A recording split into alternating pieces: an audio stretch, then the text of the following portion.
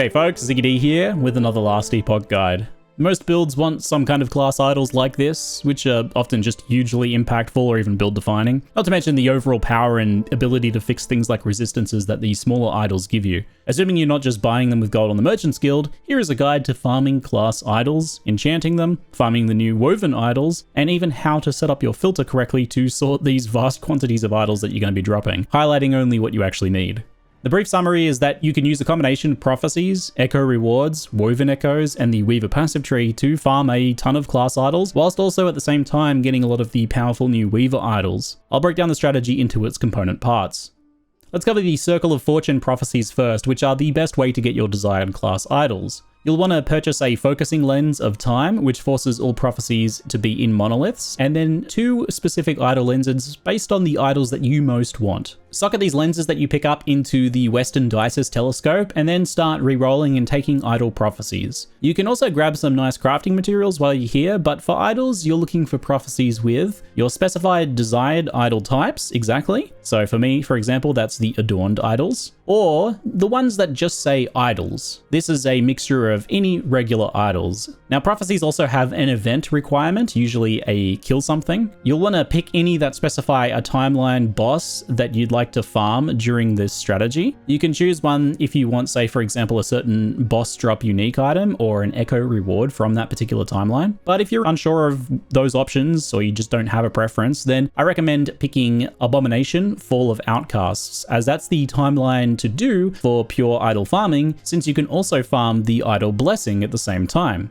You'll also want to grab any that say on killing a champion, exiled mage, rare monsters, or nemesis, as these will frequently spawn in our strategy. These are the bread and butter of this one. You'll also want to grab any that say Death of Boss Monolith, as these will work in tombs and cemeteries too. The specific monster type ones like Scorpions, Diamond Matrons, and Siege Golems are okay, but sometimes they can miss and just kind of hang out on your prophecy page for a while if they just don't happen to spawn in the echoes that you end up doing. I recommend coming back and loading up on prophecies like this every 10 to 20,000 favor, and don't worry, we'll be getting plenty of favor in this strategy. I've actually leveled up a lot while doing this. To help juice up favor for prophecies, in addition just to the vast quantities of things that we're killing here, which really helps, we take the Weaver Tree passive, Gift of Allegiance. This adds favor caches to your echoes, giving you a couple thousand favor each time. It's quite nice. It should also count as a cache for some of the other parts of the strategy we have later on.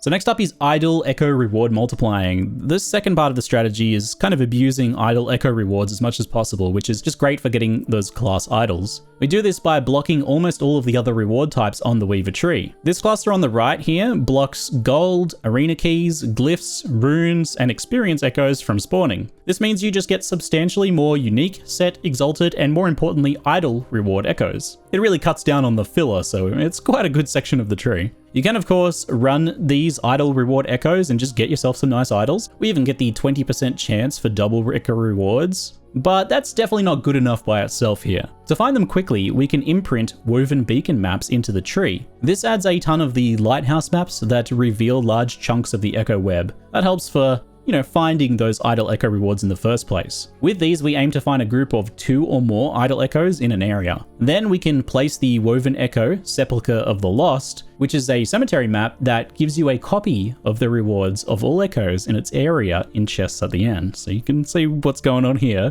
You put this in an area with 2 or more idol echo rewards, and you're getting a ton of idols from it. Not to mention anything else in the area too. Even if it's only 1 idol reward that's linked to it, that still means that you can do idol echo itself and then this for double rewards. Now you can place these via the altar of the Weaver at the end of a cemetery echo, but those can be a bit unreliable in terms of spawning. We have another solution. By also imprinting the other slot on the Weaver tree, the Woven Echo Cemetery of Reweaving, you'll get pretty frequent spawns of these plus your other cemetery maps. In the Cemetery of Reweaving, you can exchange Woven Echoes, which is quite helpful here, but the main thing is that they also just count as a cemetery. With these and the regular cemeteries being everywhere on your echoes now, you'll never be more than a few steps away from being able to place woven echoes where needed. Each time you run one of these Cemetery of Reweavings, I suggest recycling your unwanted echoes to boost your supply of the useful ones for this strategy. It's better than spending amber to buy them, as that amber will come in handy for re-enchanting your class idols. So once you've located your idol reward echoes on your echo web, place a Sepulture of the Lost near them. In fact, don't just do one, you can place as many sepulchres as you can fit around any idol rewards in the area. It doesn't have to be just that one. From a pair of echo rewards, you might end up getting an echo reward 6 to 10 times in total once you've spammed a bunch of these around them. So after you're set up, you can run all of those echoes and the sepulchre maps for a ton of idols. And based on my testing, it doesn't matter if you complete the idol echo rewards first, you still get them in both. One cycle of idol echo rewards plus the sepulchres that you've spammed around them will likely get you your desired set of class idols, to be honest. It filled up my board, but unless you're really looking for some just perfect rolls or really rare combos, in which case it might take you a few tries. I probably will do a bit more to look for some really high roll idols. Don't forget that you can also use Cemetery of Reweaving to place beacons in convenient locations to search for more idol rewards too. So the next part of this strategy is incorporating loot lizards. Much beloved, the blue loot lizards drop idols. You'll be able to spawn many of them while you're working on this strategy as well. We allocate the full loot lizard section of the Weaver tree to juice up their spawns, with the highest priority going to the greedy lizards node. This gives a chance for blue lizards to spawn whenever a champion does. To aid in this, we also spawn as many champions as possible too, obviously, allocating Heroic Gauntlet in the top left, and the Mage's Bane, which makes it so that exiled mages sometimes spawn champions as well. And then Graveyard Prisons, that guarantees an exiled mage in each cemetery map. And then we also throw in Dual Destruction down the bottom, which doubles some champion spawns. So that's a lot of champions. In addition to getting you more lizard spawns and getting more loot in general, all these extra champions and exiled mages help guarantee that you complete a lot of your prophecies really fast too. Remember all those prophecies you picked up earlier that said like champion or exiled mage? There's lots of nice synergies here. So for enchanting your class idols, it's kind of built into this strategy that you'll be visiting cemeteries fairly frequently, so you'll have ample opportunity to enchant your idols as you go. You'll also get plenty of amber needed to re-roll any really good ones you get. When enchanting, the actual stats that you need and their value to you are entirely build dependent, so I can't really help you there, but I do recommend accepting something just mediocre in terms of an enchantment if your idol is kind of badly rolled, as you're probably just going to want to replace it sooner rather than later. And you don't really want to farm a perfect enchant on an idol that you're going to replace. I'll link the idol affix list on Epoch tools for you to take a look at and find your ideal affixes. I suggest sorting by class. The other thing to note is that with each enchant, you get Weaver's Will too. This will either rank up that enchant and sometimes add a new one. So even a dud can become good with some luck and a few Weaver's Will. If it has like, 4 Weaver's Will, I tend to use one of the Weaver runes on it to reveal it, just so I can decide whether I want to re-enchant it right away without having to go farm things first. So adding so many champions and running lots of cemetery maps in this strategy means that we're already doing kind of the best thing possible to farm Weaver idols as well. This strategy is going to get you your large class idols, and then it's going to give you plenty of choices to fill in the gaps. You'll want to grab and stash a good mix of them, with and without different resistances. They are great problem solvers to cap a resistance that's just a bit low, for example. So don't be too picky at first until your stash starts to fill up. These can also give you some nice damage boosts and survivability boosts outside of just the resistances too. There's a list of Weaver affixes, but this one is kind of easier to learn by looking at a bunch of them or by setting up your idol filter properly, in my opinion. So let's jump into that. So a limitation of loot filters in this game is that you can't filter for perfect rolls or say, I want to only see items that have like 90% plus best possible rolls. But what you can filter for is the actual specific affixes on the items. So that means I can say that I want to see any wood when hit elemental resistance idols and they'll all show up, but I might see some that have 6% chance and only 3% resistance, which I would never pick up. And I might, kind of maybe not necessarily immediately realize, or it won't be highlighted that it's a perfect roll 15 and 8%, which is ones that I would definitely want to pick up. So that's one limitation, but we can make sure that our filter is only showing items that we would potentially pick up if they were well rolled, and the learning the rolls is something you'll do over time as you then look at them. Don't forget that you can hold Control and Alt to actually see the roll ranges as you're learning, but eventually you'll kind of just get a feel for it. So the first step in creating a good filter is to either find a pile of idols on the ground from one of your echo rewards or inside a tomb or cemetery, or just gather up an entire inventory load like I've done and dump them on the ground here. This allows you just to check as you're designing your filter how your ranges are going. There is another option to use Last Epoch Tool's filter tool to generate a filter here as you're building it. You can randomly spawn stuff, but that won't specifically give you a giant pile of idols. You'll have to just kind of randomly click through and see what you end up getting. That's why I prefer to kind of do this one in game, but this is another tool you can take a look at. I'll link in the description below. The next step is to add a rule down the bottom with this button here, add rule. And then you're going to use that to set visibility hide. And then you're going to come over here to condition item type. And then over here, properties, you're going to select just every single idol. So you can just check that box there and it checks all of them at once. If we confirm that and update, we want to make sure that we drag this one to the very bottom. Filter rules load on a line by line from the bottom upwards. So you want your hide rule to be first, and then you want any other rules after that to be kind of undoing that hide or showing specific things. So hide everything, show more specific things. So then up towards the top, or at least just above this, what you want to do is create potentially 2 or more rules like follows. So the first one is going to be to show any idols that we want to see that are just potentially good. So by clicking add rule, we can create another rule here to show specific affixes. So we'll set visibility to show, and then the condition will be affix here. And then when you're first building your idol pool, you can potentially set this to just one of the affixes on the same item. But given the number of affixes that are dropping, especially from the tombs and cemeteries, I recommend just going straight to 2. It won't take long to build up an entire stash tab of idols. And you really want to be using idols that have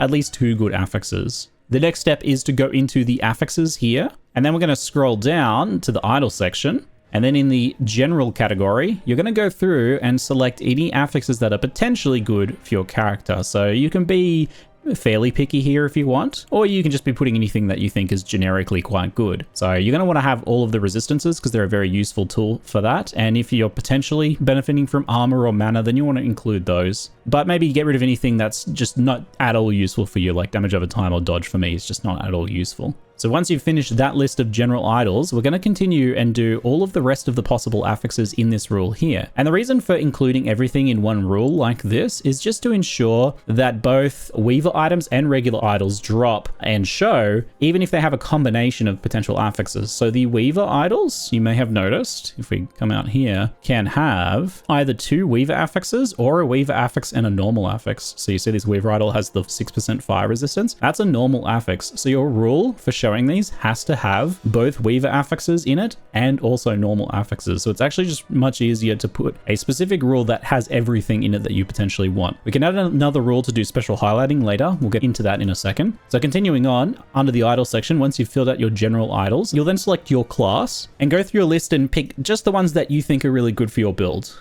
If you're not really sure what your build is yet, but you have an idea, you can pick those, or you can always just tag the entire list. If you do that, I recommend just coming in and whenever you see something, you're just like, ugh, this again. I don't want to pick this up. Just go in and remove it. That's the whole point of the filter system in this game, is that you can open this up at a moment's notice and remove something from it quickly. So as you can see, I've only selected just a few specific things, although I've been a little bit generous from my list of Primalist idols, 17 out of the 61 possible. So then below that, we're going to go down into the Weaver idols. And this is those woven ones on the smaller idols. We're going to go through and select anything that we think is potentially good for our build once again. So again, you can be more picky here or a bit more generous with the definition of what's actually useful for you, but just go through and fill out that list. The final one here, enchanted idols, you can just check this entire list on, and that's because these are the ones that get added to an idol after you craft it at one of those benches. And you're never actually going to see these just dropping on the ground, at least not currently in the gameplay to my knowledge, as these are only created when you actually craft them. So you would have to craft an item and then throw it on the ground for this to achieve anything. So the safe thing is just like, oh, in case you accidentally drop your idol with shift click or something, just checking this box on just means that it'll at least show up on your filter. Well, be a bit more likely to do so. So that's just a safety feature, but that one's not really that important. That's effectively just dropping, say, like one of these idols out of here just to make sure that it shows up. It'll probably be caught by another section of the filter, but again, just a safety feature. This is what's showing all of these ones here. So everything here is some combination of idols that is potentially useful for me. Now, there will be the occasional edge cases that kind of sneak through your filter. So this one's a good example, this adorned idol here. Stun duration and fire resistance are both generic affixes, but they're also sentinel affixes for their adorned idols. There's affixes I want in my build. There's no way really around this unless I create like filters to block sentinel things specifically. I don't even think that's technically possible, but it's not happening all that often. So it's something I just kind of put up with. By adding more distinguishing highlighting filters, we can also kind of solve that problem by specifically highlighting more obviously the stuff that we do care about. So let's talk about that now. I've added a recolor and highlight filter rule here that is separate, that is just very specifically the exact idols that I really, really, really want and don't want to miss. So for that, we can add visibility recolor, change the color if we want, or we can just emphasize it to make it caps locked. And once again, that's a condition affix there. And then we go through the list of affixes. And for this, you actually just need to only check a specific affix or 2 or 3 that you really like. So for me, that's basically just aftershocks and maybe a couple other things that I kind of like. But this is just your chase affixes. Now, eventually, once you get your chase affixes, but say they're kind of something like this, where it's aftershock, but they're cold damage, which isn't useful for me, you can then go through and adjust this filter to instead be 2 affixes, but the list has to be expanded to be a combination of affixes that you really want as your chased ideal idol. So this can be a little bit more complicated because I'd have to go through and tag, say, my aftershock chase affix, and then I would have to come back out into general idol affixes and tag anything that I thought would be a good suffix to go alongside of that. That's mostly not very necessary because your specific chase affix is only dropping every so often, and it's pretty easy to just look at them and determine if it's something that you want. A final optional extra rule, if you don't want to miss any of the unique idols, if you just leave them all as hidden and only filter by affixes like we've done here, then things like singularities and some of the other very few unique idols that exist will get hidden. Most of those are pretty specific and only needed for certain builds, but if you just want to be safe, you can just simply add another show rule here. So we go show, and then we can add a rarity filter here, unique, legendary, and set. You know, I'm just future-proofing. Currently, there's only unique idols, I'm pretty sure. And we'll add another condition, so you can add conditions with the button down here, for item type, and then we'll just go ahead and select all the idols. So that way, any idol that is unique, legendary, or set will be shown. This doesn't happen all that often, so it's not a big deal, but that's just an extra safety feature if you want to ensure you don't miss those singularities. Now here's just a few extra tips kind of surrounding the imprints on the tree. You may have noticed that I plot the extra imprint nodes on the tree, even if they're not specifically aligned with this strategy for farming idols. They're just fantastic in general, and you kind of want to always have them in any tree. You'll get plenty of triggers for them as you farm your idols, so put desired exalted items in there to get more ones like them that you can potentially craft legendaries with or just improve beyond your current one. Or you can put in uniques that you really want to farm. I use them to get lots of exsanguinous and my cleaver solutions. You can change your imprints as much as you want. Take advantage of this when setting up your echo web. You can find the woven beacon, scout out some idols, and then once you've found those idols, you can remove the woven beacon and put something else in. You can replace them with sepulcher maps to just randomly spawn some of those and get lucky. Or you can just double your chances at cemetery or reweaving. Or you can do some of the other quick farming method woven beacons in there I'll tell you about in a moment. But yeah, feel free to change those around. Those really aren't locked in. I just recommend keeping kind of one of each woven echo in your inventory so that you can change your imprints when you want. So if you don't have many Weaver passives, you can cull everything to the left of Loomed Riches and the top side of the tree. Then you can just add things more as you gain points. Just make sure you're completing woven echoes that you haven't done yet to get more as you go. So here's 2 extra bonus quick farming methods that are pretty good for idols. You can kind of slot these in as you're exploring around as well. The Unclaimed Trove woven map has a ton of caches in it, and you can just kind of drop these on your echo map as you're exploring. Just make them kind of like, seat fillers to fill in some gaps. And you can use these to farm a bunch of loot and to spawn loot lizards with the Hidden Scales Weaver passive. Since you're opening up so many troves, that's a lot of lizards popping out. You can also imprint the map when you take out beacons to just kind of get some of these spawning for free as well. The other one is False Temples, which is very common. It's a map just filled with shrines. It's fast and fun, good farming, and a nice way to travel around in style. But it has lots of chances to trigger the Scaled Shrines Weaver passive as well that spawns more loot lizards. So I hope you found this video helpful. It's a really fun farming strategy with lots of cross synergies and plenty of exposure to the new mechanics and loot. You're not just going to sequestering yourself away in some boring content. You're doing a mixture of interesting content here, so I quite like it. But that's it for now. I'm ZiggyD, and thanks for watching.